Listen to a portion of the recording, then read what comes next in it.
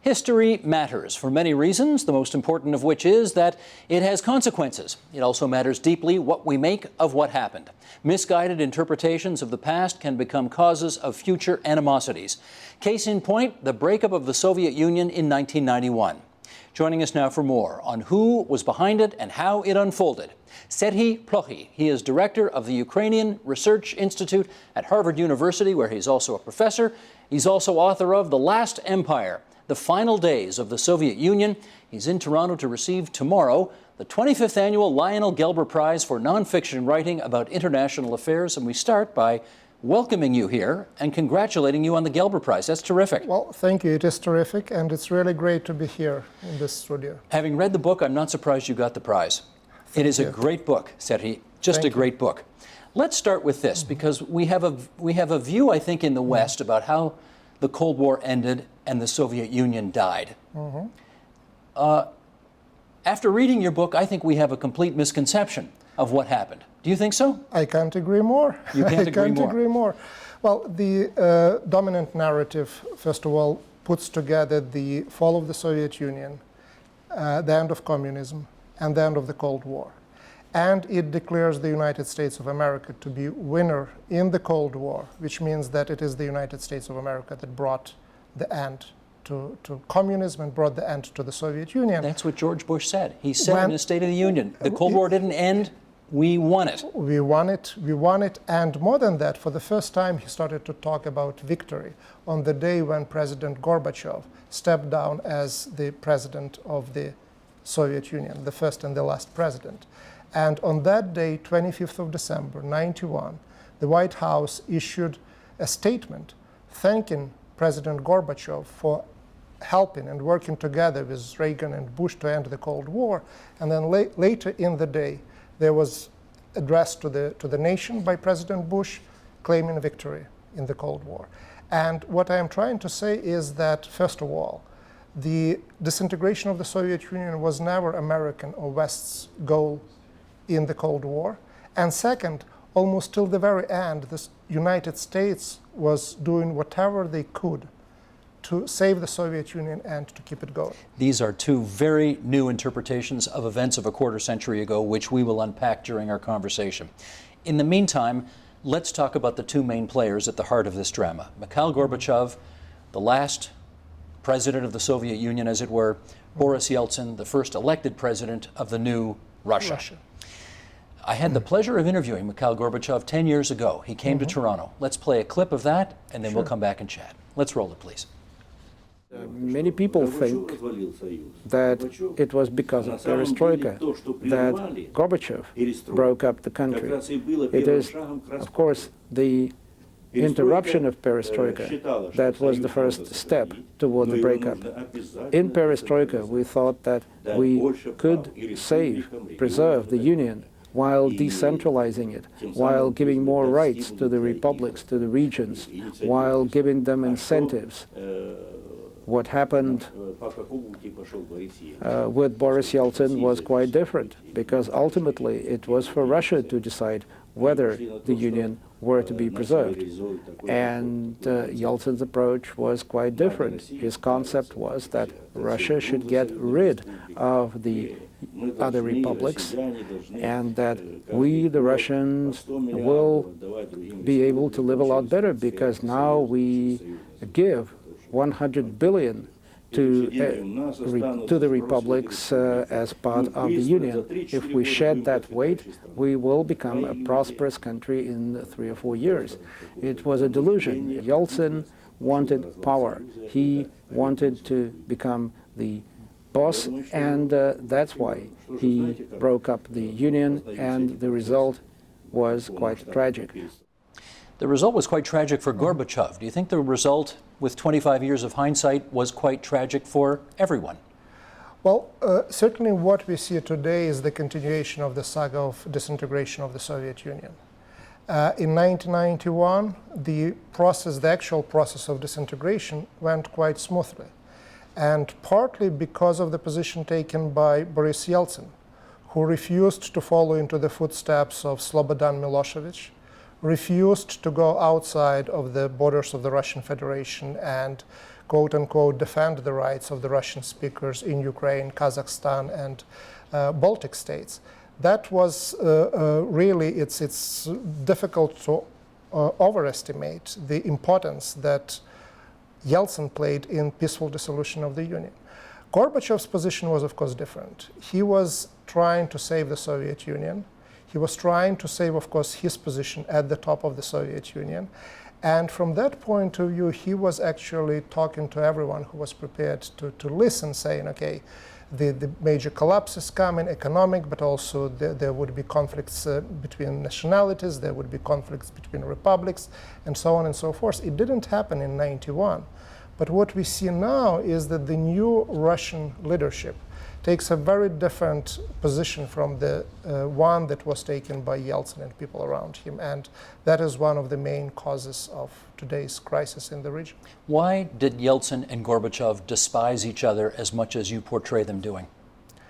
Well, there was, of course, issue. They were quite different when it comes to personalities. But they were also, they had very different agendas. With Boris Yeltsin, he believed that he was wronged by Gorbachev personally, that he was wronged by the party.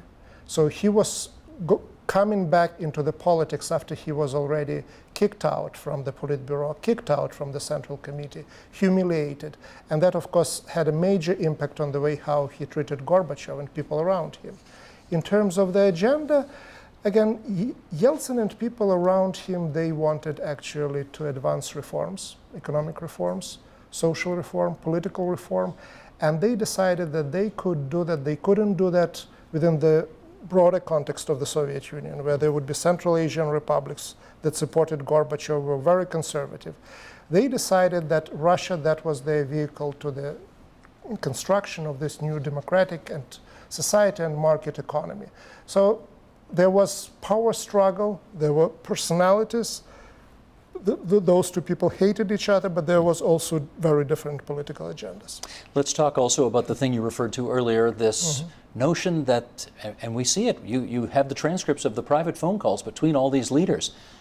George Bush, the father, after almost half a century of America trying to bring the Soviet Union to the end, finds himself trying to preserve the Soviet Union. Yes. Why? Isn't this an irony? And the irony, one of the main explanations to that is that victory started to mean very different thing in the nuclear age. And one of the things at the top of Bush's concerns and agenda is the security of the nuclear arsenals.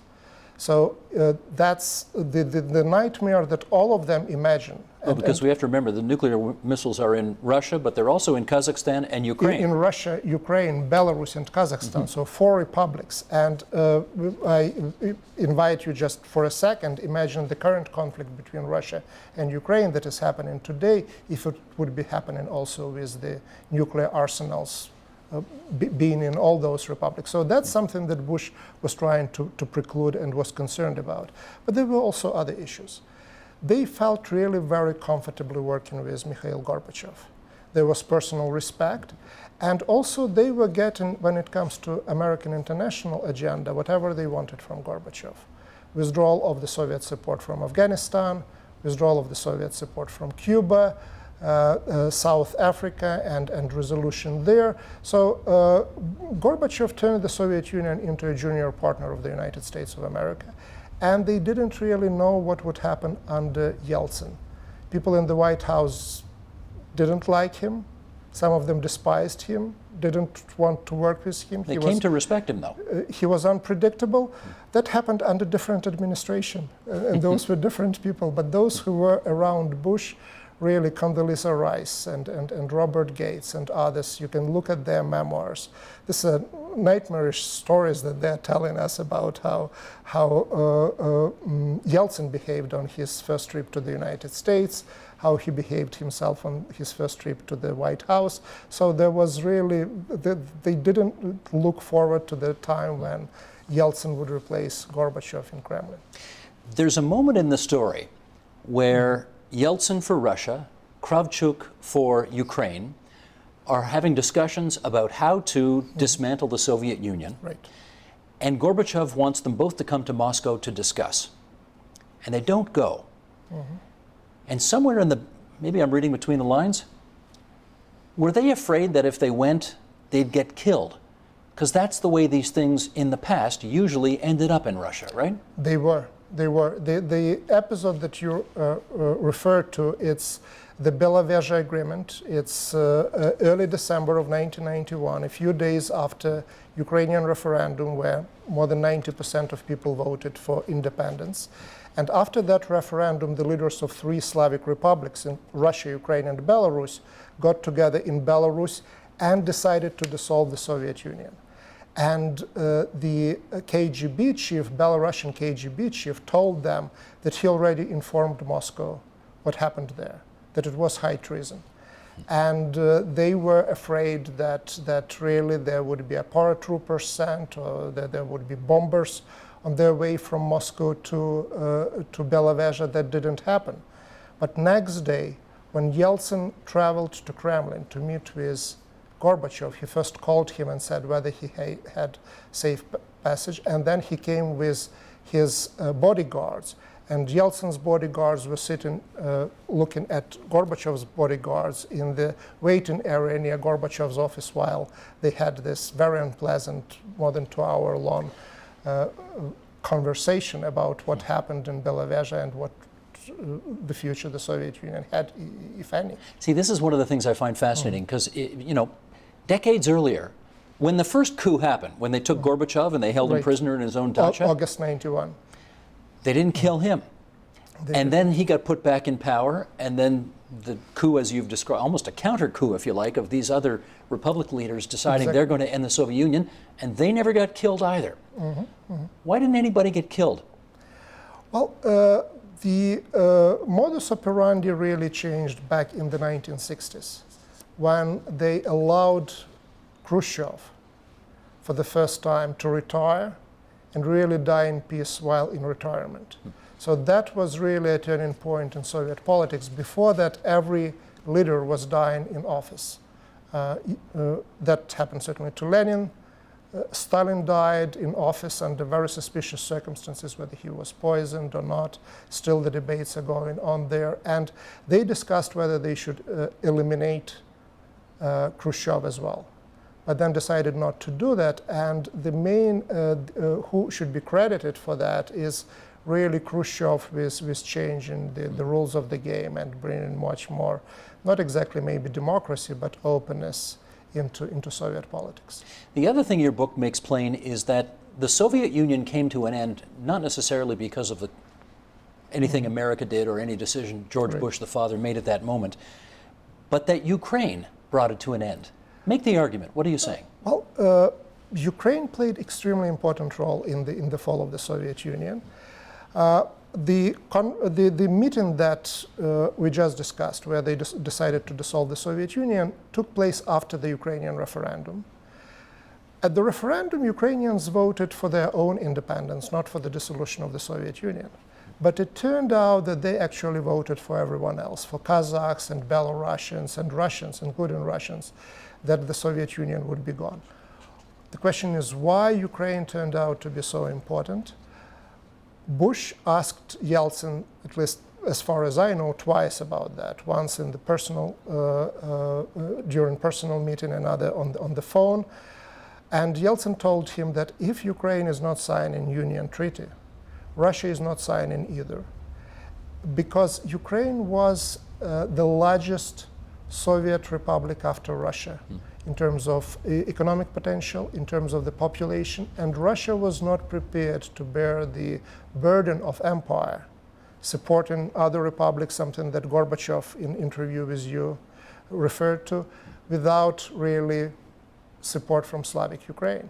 So Ukraine turned out to be crucial for the disintegration of the Soviet Union back then. And today, jumping 20, 25 years later, Ukraine is absolutely crucial for any plans that Russia has for reintegration of that space.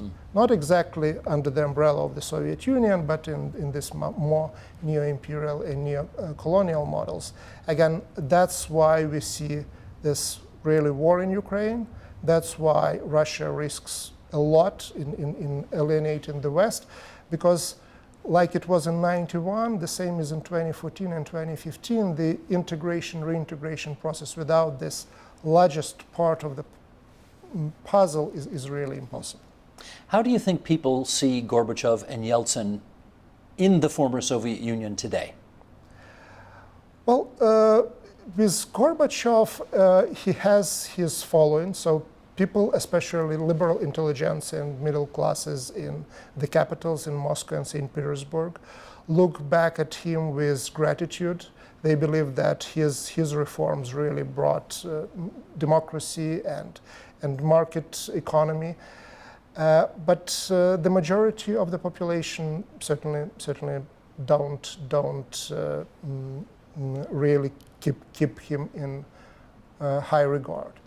The same is true for Yeltsin, and not so much for what he did in 91 when he was really at his best, but what happened in 1990s. And that's when he was ill, when he was drunk, when he was inactive, when really the liberal idea, to a degree that it survived now, it's a miracle because it was almost killed in the 1990s. Today, many in Russia try to blame the United States or the West for what happened with Russia in the 1990s. Well, in reality, those were the oligarchs. Those were the former party officials who were running the show back then that are responsible for really very difficult economic times that Russia and the rest of the Soviet Union had to go through. In our last minute here, tell me what you make of the fact that Gorbachev, Yeltsin, and Bush, all of whom had a front row seat at the most dramatic event, geopolitically speaking anyway, of the 20th century, you could argue, all their political careers ended badly. What do you make of that? I would say that some did better than others. And with Bush, there was no re-election for him. But again, the reason was not what he did or what he didn't do on the international arena. On the international arena, he was very successful president. It was the question of economy.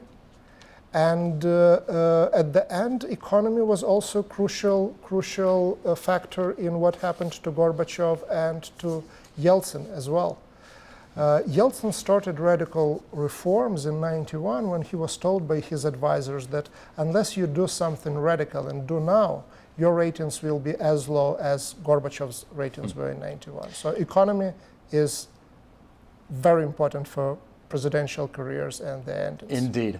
We're going to continue this conversation on the web, but first of all, let's just say congratulations again on the Gelber Prize. It is presented in conjunction by the Munk School of Global Affairs at U of T and Foreign Policy magazine. And to commemorate the 25th anniversary, they've also produced a video on 25 years of global change, along with interviews of previous winners of the Gelber Prize. You can find all of that on the Munk School's website. Serhii Plokhy, it's so great to have you here at TVO. Well, thank you, Steve. Thank you very much. Support Ontario's public television. Donate at tvo.org.